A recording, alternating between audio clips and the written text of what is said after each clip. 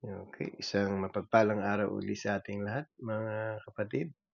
Welcome po muli sa Kohelet Ministry na patuloy na nagdadala sa atin ng salita ng Panginoon.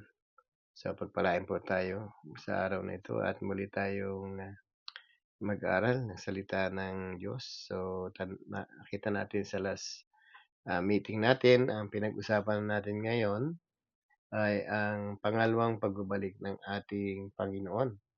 So, ano man ang ginagawa natin sa buhay, manampalataya man tayo o hindi, mapatawad man tayo sa kasalanan o hindi, ang tiyak ng Panginoon ay babalik sa pangalawang pagkakataon. At nakita natin last meeting ang kanyang unang pagparito. At sa pagparito niya, inihula ni Propeta Isaias na siya nga yung ipanganak ng isang birhen. At nangyari nga po yun sa pamagitan ng pagkapanganak ni Mary sa kanya. Siya'y pumasok sa sanlibutan ito. At ito yung unang pagparito niya. Bagamat hindi pa dumarating ang Panginoon sa unang pagkakataon, inihula din ito ni Propeta Daniel, yung kanyang pagbabalik naman. So, merong pangalawang pagbabalik at hindi pa nga ipinanganganak ang Panginoon, ay nasabi na ni Propeta Daniel sa kanyang pangitain na merong isang lalaking na lalapit sa nangamubuhay magpakailanman. So, ito yung pangitain ni Propeta Daniel at ito rin yung sinabi ng anghel ng Diyos nung nakatingala ang mga alagad na ang Panginoon ay umaakyat sa langit. So, sabi nga nung anghel ng Diyos, sabi, kung paano niya nakita si Jesus na umaakyat sa langit, gayon din natin siya makikita sa muling pagbabalik niya. So, inaasahan nating lahat na ang Panginoon ay babalik at inaasahan din natin na tayong mga naghihintay sa Kanya ay pagbalik niya tayo ay masumpungan niya na napatawad sa ating kasalanan. Kaya nga inuna natin yung pagkakaroon ng kapatawaran sa kasalanan, and then para pagdating ng Panginoon sa ayaw at sa gusto, tayo ay nakaredy at tayo ay nakahanda sa kanyang muling pagbabalik sa sanlibutan ito. Kasi meron po siyang layunin sa kanyang muling pagbabalik at ito po yung ating pag-uusapan. So, nasa episode 56 na po tayo, mga kapatid, at purihin ng Panginoon sa ating lahat na patuloy na sumusubaybay at patuloy na nakikinig ng salita ng Panginoon. So, ginagawa natin ito para sa kapurihan ng Panginoon at ito ay gagawin natin habang tayo ay nabubuhay. So, maraming pag-aaral, maraming laman ang Biblia para pag-usapan natin. So, pagtuunan po natin na, mga kapatid, ang kanyang muling pagbabalik. Kasi ito po yung pangako ng Panginoon sa kanyang mga alagad nung tatandaan natin sa John 14:3. Sabi ni Jesus, sa bahay ng aking ama ay maraming silid at ako'y paparoon upang ipaghanda ko na kayo ng matitirahan. At kapag naipaghanda ko na kayo, ako'y babalik upang isama ko kayo sa kinaroroonan ko. So, ito po yung isang napakagandang promise ng Panginoon sa mga alagad. Kaya nga sa atin, kung tayo ay magiging alagad ng Panginoon ayon sa Biblia, ayon sa proseso niya, tayo po ay babalikan ng Panginoon upang isama tayo sa kanyang kinaroroonan at palagi natin siyang makakasama. So, napakagandang pangako ng Panginoon sa atin. At higit sa lahat, pag ang Panginoon ay nangako, hindi po siya nagsisinungaling. Kaya nga sabi ko kanina, mas maganda na ihanda natin yung ating sarili at yung paghahanda na yon ay pagtanggap ng biyaya ng Panginoon upang sa pagbabalik niya, isama niya tayo sa kanyang kinaroroonan. So, sa pagparito ng Panginoon, mayroong mga ilang layunin at ito yung ating pag-uusapan. At yung layunin na yon ay mahalaga para sa ating preparation sa kanyang muling pagbabalik. Kasi kung hindi natin alam yung layunin ng Panginoon sa kanyang pagparito, ay mananatili tayong walang idea kung ano yung dapat kong i-prepare sa aking buhay para ako ay mapabilang doon sa kanyang babalikan at upang isama sa kanyang kinaroroonan. So, unahin natin, 6 na layunin. Una, ang layunin ng Panginoon sa kanyang pagbabalik ay upang iligtas yung naghihintay sa kanya. So, maraming tao ang maliligtas at mapapansin natin sa Revelation chapter 7, verse 9, hindi kayang bilangin ni numan at walang sino mang pwedeng bumilang sa sobrang dami. At higit sa lahat ay nasa harap sila ng trono ng Diyos mula sa iba't ibang lahi, bansa o wika. Kaya nga dito sa ating pag-uusapan, nakita natin, ang question is kung ang Panginoon ay darating upang iligtas ang mga naghihintay sa Kanya. Ang question sa atin isa ba tayo sa mga naghihintay sa ating Panginoon? So, sabi sa Hebrew 9:28, o isama ko yung 27 para makita natin yung mga taong nangamatay at sino yung kanyang hahatulan at babalikan. So, sabi sa verse 27, itinakda sa mga taong minsan lamang mamatay at pagkatapos ay paghukom. So, sa pagharap natin sa Panginoon, datnan tayo ng buhay niya, harap din tayo sa paghukom. Kung abutan tayo ng kamatayan, ito yung kamatayang pisikal, ang sabi, ang naghihintay na lang sa atin ay yung Judgment Day. Kaya nga sa Judgment Day, ito yung kaganapan ng mangyayari sa susunod ng mga panahon. At ito yung mga tao na nabuhay sa sanlibutan ito at mabubuhay pa ay haharap sa paghukom sa ating Panginoon. Kapag tayo inabot ng kamatayan at natapos na natin ang ating buhay sa sanlibutan ito, so pag namatay tayo, wala ka nang magagawa sa kabilang buhay kundi hintayin lamang yung ah, paghuhukom o yung paghatol ng Panginoon sa atin. Kung tayo gumawa ng masama, tayo parurusahan.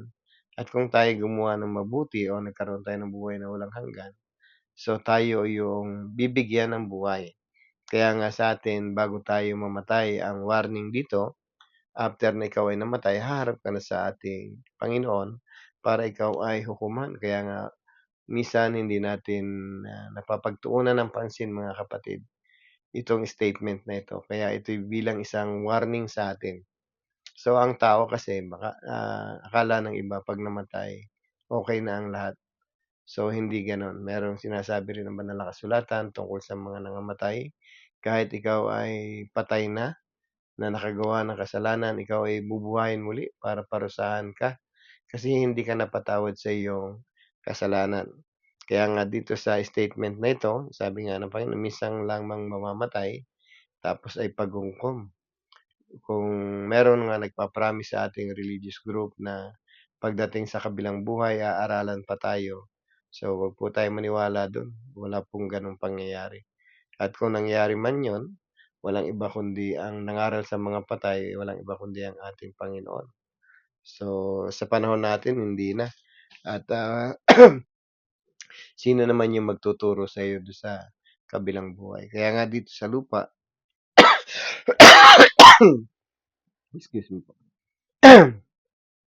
Kaya dito sa lupa ay napakalaya nating gawin kung gusto natin talagang maligtas. Napakalaya po nating magagawa at mahahanap kung paano tayo maliligtas. Kaya nga mga kapatid, kung tayo ay nagpapasawalang bahala sa pagharap sa Panginoon, um, suriin nating mabuti yung sarili natin.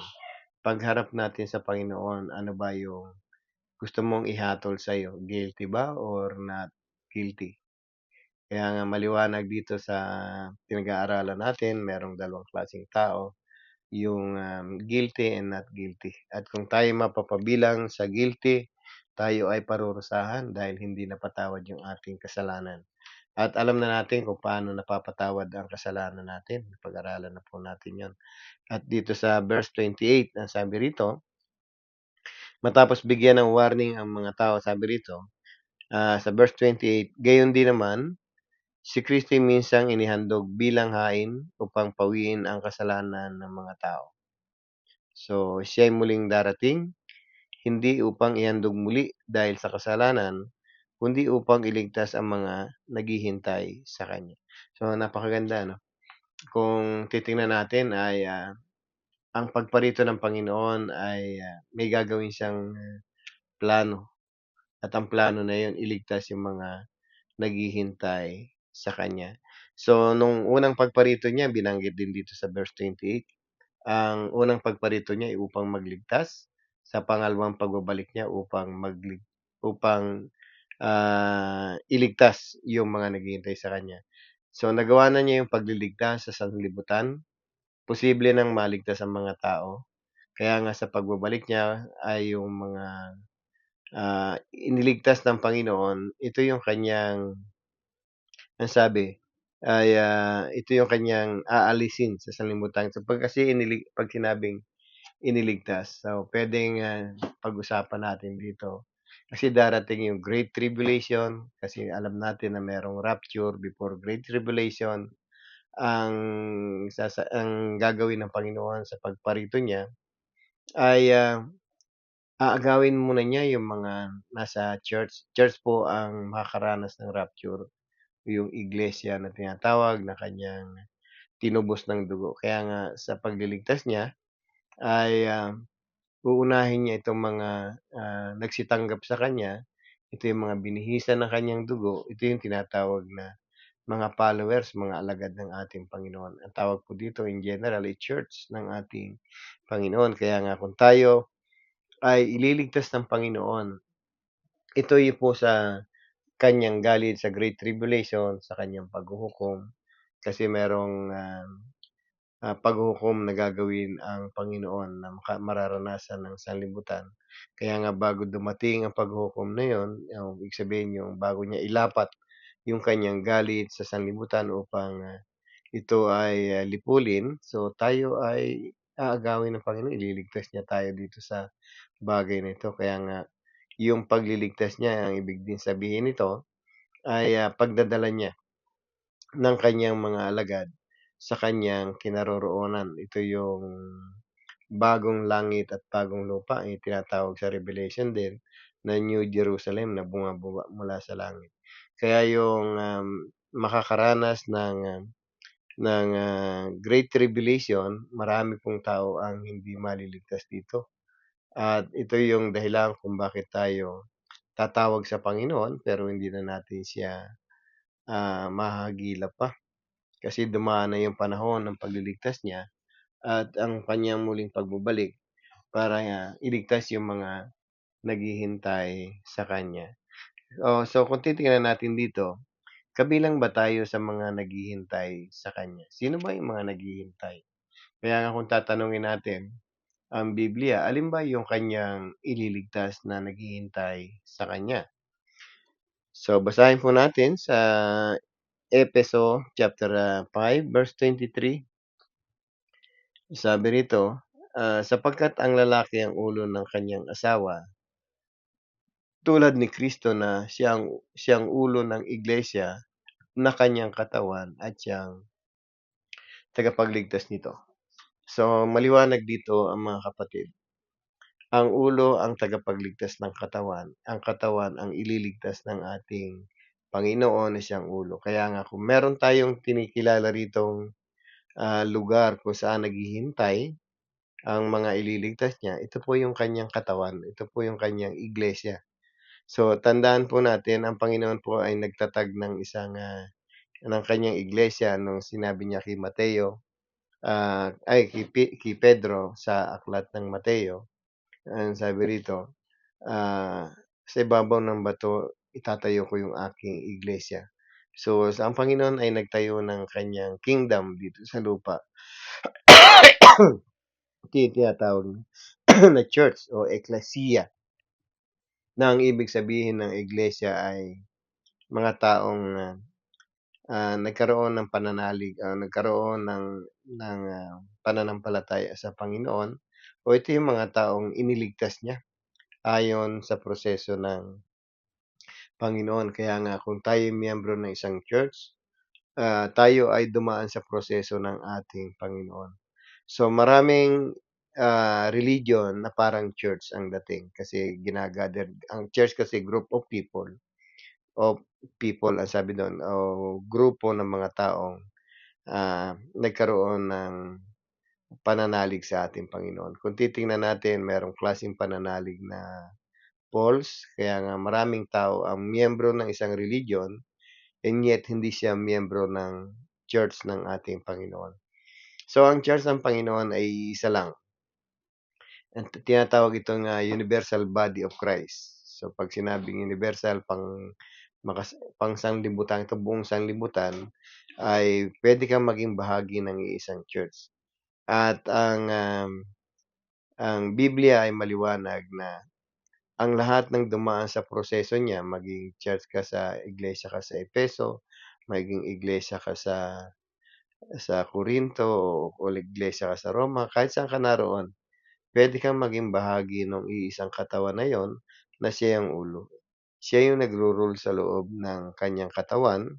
Siya yung nag-iisang, founder ng katawan na ito. Kaya nga kung tayo'y mapapabilang dito, idinagdag lang niya tayo sa kanyang katawan. So, kung ang pangalan natin ay hindi kilala or, mga maliliit lang na grupo tayo na sumusunod sa Panginoon, huwag kayong mag-alala kasi ang katawan ay binubuo ng maliliit na parte. At anuman ang pangalan mo, so ikaw ay kabilang sa isang katawan ng Panginoon kung nasunod natin yung proseso ng ating Panginoon. So, tatandaan natin merong law system na tinatawag to receive grace at yung grace na yon ang reason kung bakit bahagi ka ng isang katawan.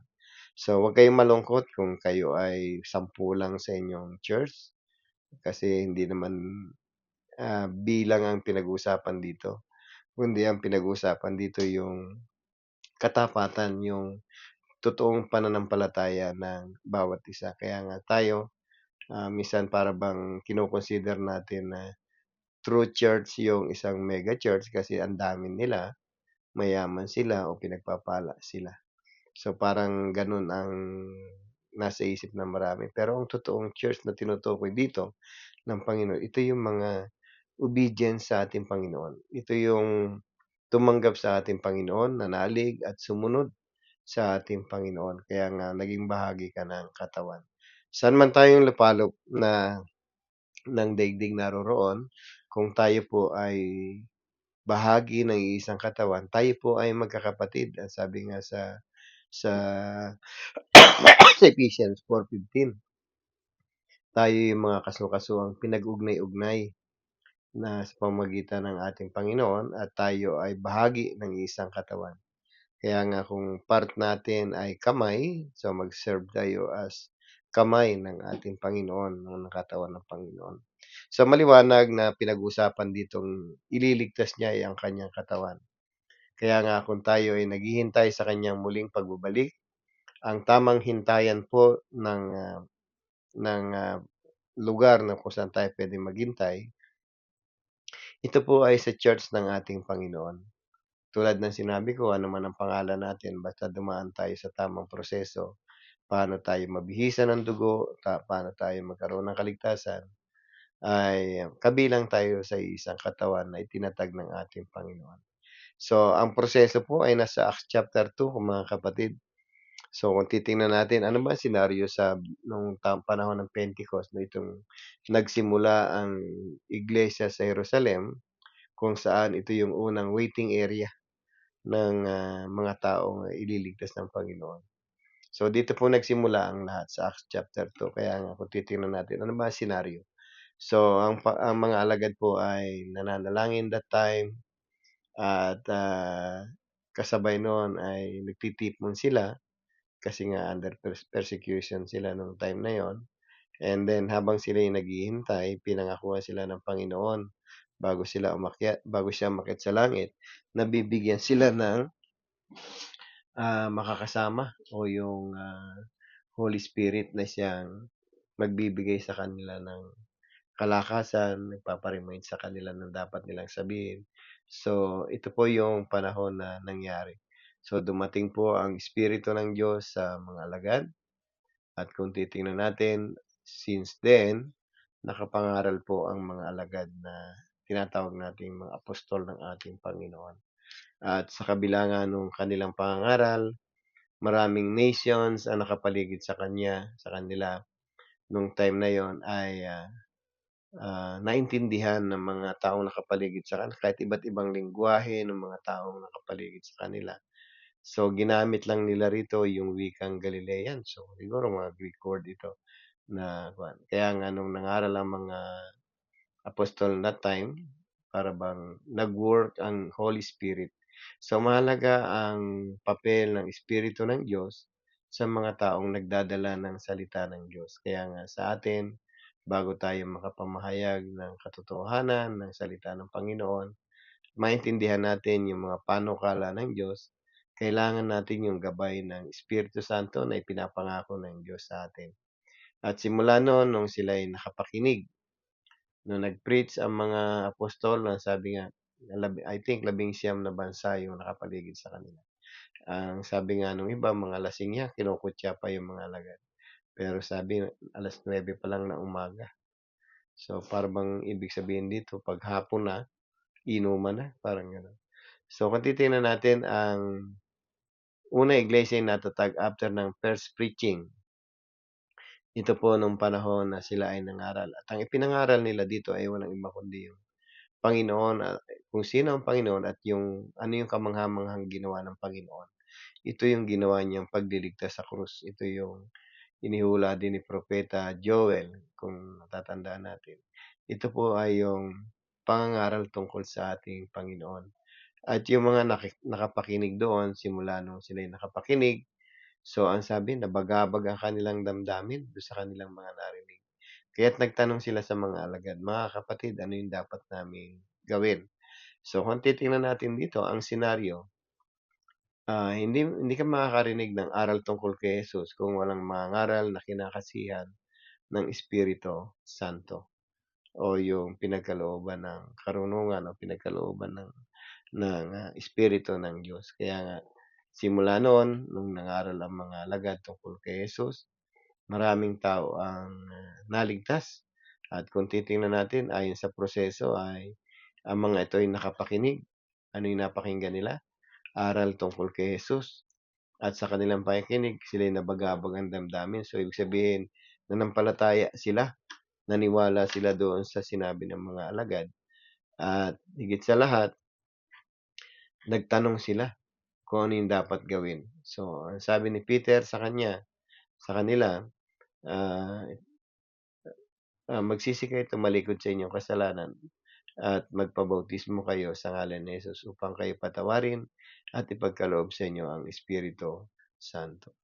Kung titingnan natin, tinuruan ni Peter yung mga tao na magsisi sila sa kanilang kasalanan at tumalikod, and then magpabautismo at magkakaroon ng kapatawaran ng kanilang kasalanan at ipagkakaloob sa kanila ang Espiritu Santo. So kung titingnan natin, nagpabaptize nung araw na yon ay 3,000. Kaya nga ang sabi do'n sa verse 47, at idinagdag sa kanila ng Diyos ang mga inililigtas. So, ang first church na nangyari, ito yung mga alagad, ito yung mga apostol. At na-establish ito sa Jerusalem at panahon ng 33 AD. So, ito po yung katawan ng Panginoon tinutukoy. Kung tayo po'y kabilang dito, ay tayo yung tinutukoy na katawan. So, paano tayo magiging kabilang? Kung nangyari po yung merong nangaral sa atin, na kinasihan ng Espiritu ng Diyos o tinatawag na Christian, o pangalawa, ang narinig mong mensahe tungkol sa Panginoon at yung kanyang mga gawa. And then, kung ikaw ay mananampalataya, ikaw ay magsisisi, ikaw ay magpapahayag na si Kristo ay Panginoon. At ikaw ay magpapabautismo, ang sabi, idinadagdag ng Panginoon ang mga inililigtas sa kanila. Yung kanila, ito po yung church. Kaya maliwanag, after ng mga apostol, so marami pong naligtas dahil doon sa ganong sistema ng pangaral at ang nangangaral ay may alakalaman tungkol kay Jesus at ito ay kinakasihan ng Espiritu Santo. Kaya nga sa atin, ang nagsimula sa sa Jerusalem yung aral. Kaya nga po tayo, nasasangkap lang tayo sa katawan ng Panginoon kung susunod tayo sa mga aral na iniaral ng mga apostol. Kaya nga doon sa verse 42 ng Acts chapter 2, Ang sabi nanatili sila sa turo ng mga apostol. So, mahalaga yung sound doctrine kung paano ba matatanggap ng isa yung wastong aral para maging kabilang sa mga inililigtas ng Diyos. So, maliwanag, ito po yung kanyang katawan. Kaya nga hanggang sa panahon natin ngayon, natanggap natin yung good news, yung mabuting balita kung paano maliligtas. Kasi po yung nangaral sa atin ay mga ngaral ng Panginoon na kinakasihan ng kanyang espiritu. Kaya't ang maririnig natin sa mga tao na ito, yung tamang aral kung paano maliligtas ang isang tao at magiging kabilang sa katawan at kung ano yung dapat nilang ginagawa sa katawan. At isa sa pinakamagandang nakita natin, kapag ikaw ay miyembro ng katawan ng Panginoon, kailangan mong manatili diyan na habang ikaw ay nabubuhay. Kaya 'pag dumating ang Panginoon, dumating ang kamatayan at nanatili ka sa katawan ng Panginoon, so tayo yung may buhay na walang hanggan. Sabi nga ng Panginoon mismo sa Matthew 24, bago sabihin niya sinabi niya yung mga mangyayaring dadaanan ng sanlibutan. Pero sabi niya sa verse 13, ang manatiling tapat hanggang wakas ay siyang maliligtas. Kaya nga kung tayo po ay naghihintay at alam natin na kabilang ka sa naghihintay sa muling pagbabalik ng Panginoon para iligtas, so ang activities natin ay maging tapat tayo sa katawan ng ating Panginoon.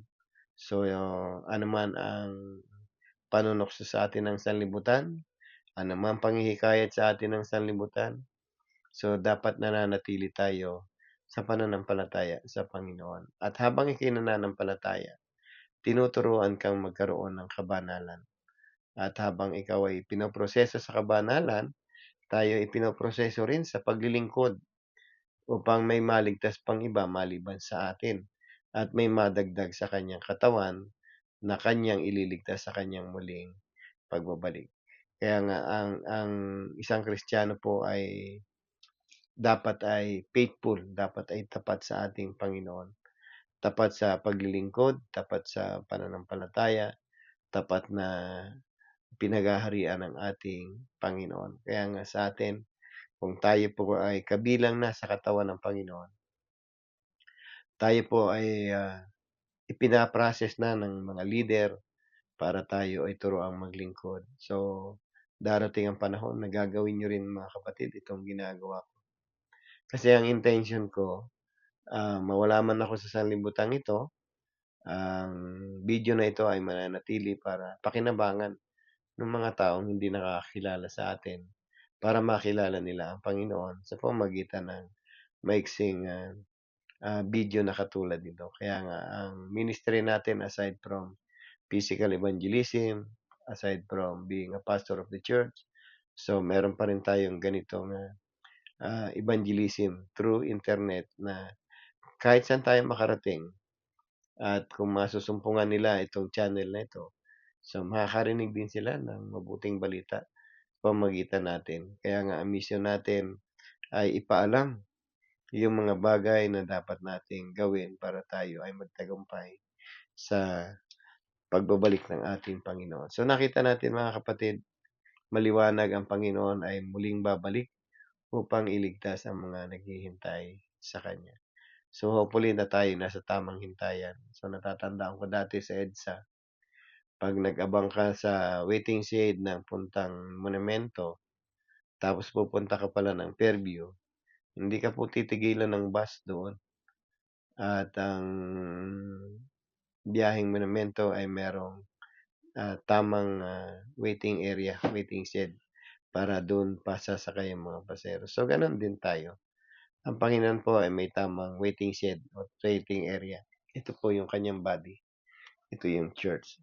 Kahit gaano man kalaki o kaliit yung church na kinabibilangan mo, tandaan po natin kung ito po ay dumaan sa proseso ng Panginoon, kabilang tayo sa kanyang katawan. Marami pong nagke-claim na sila lamang yung ligtas. Kasi tama yung pangalan, kasi marami sila, kasi mayaman sila. Pero hindi po yun ang basihan ng Panginoon. Ang basihan ng Panginoon, sabi niya sa John 8:32, 31:32, kung patuloy kayong susunod sa aking aral, tunay nga kayong mga alagad ko. It's all about the teaching of Jesus Christ. na natanggap natin para tayo ay masabi natin o sabihin ng Panginoon, "Tunay kayong mga alagad ko." 'Pag tayo alagad ng Panginoon, ang sabi uli sa John 14, "Isasama ko kayo sa kinaroroonan ko." So, napakaganda ng layunin ng Panginoon, iligtas ang mga naghihintay sa Kanya. So, siguraduhin lang natin nasa tamang hintayan po tayo o nasa tamang church o iglesia po tayo. So, hindi po dahil sa pangalan kundi dahil sa, pagsunod natin sa proseso ng pagliligtas ng Panginoon. So, pagpalain po ulit tayo ng Panginoon at sama-sama nating ibahagi itong natutunan natin para yung mga kaibigan natin, mga mahal natin sa buhay na hindi natin kayang aralan. So, gamitin natin 'tong mga ganitong sistema ng pangangaral para maipabot natin sa kanila yung pagpapala at ang mahigit sa lahat yung warning ng Panginoon sa buhay ng bawat isa. Muli, ingatan po tayo ng Panginoon sa susunod na episode muli. Magkita-kita po tayo. God bless everyone.